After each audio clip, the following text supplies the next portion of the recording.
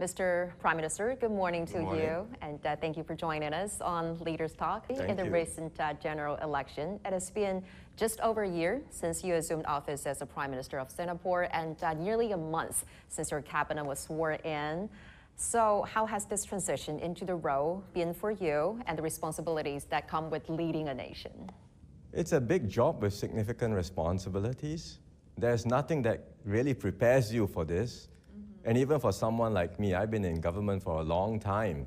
I've been in the civil service for nearly 15 years, in politics for about 14 years. So nearly 30 years of experience. Right. Still, coming into a job like this, there is still a lot to learn and adapt and adjust to.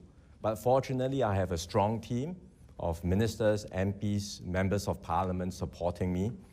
And so it has been a smooth transition, both in the government and in the leadership of the People's Action Party. I led the party into our general elections, and I am very grateful that Singaporeans gave me a clear mandate to lead for another term.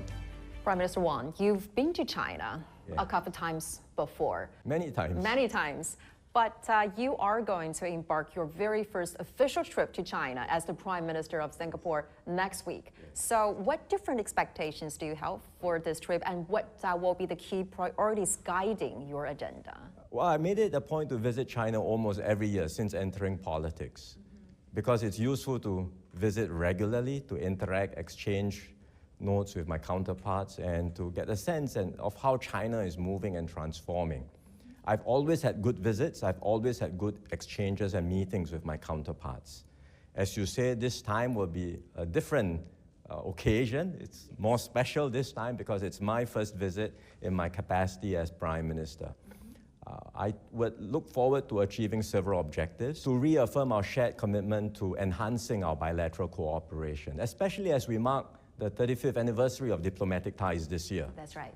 And then, of course, thirdly, to discuss the wider regional and global developments that we are all confronting during this challenging period, and to see how we can continue working together to strengthen multilateralism and the rules-based global order. As you just raised that, you've been to China many times, to cities, I think, including Beijing, Shanghai, Tianjin, Yes. etc. Chengdu. Chengdu. So what are some of the major changes and transformation you have witnessed through all those years in terms of China's development and modernization that you think are inspirational to you in governing a nation? The transformation and success of China, I feel, is nothing short of an economic miracle. Because in the last 20 or so years, when I've been visiting China regularly,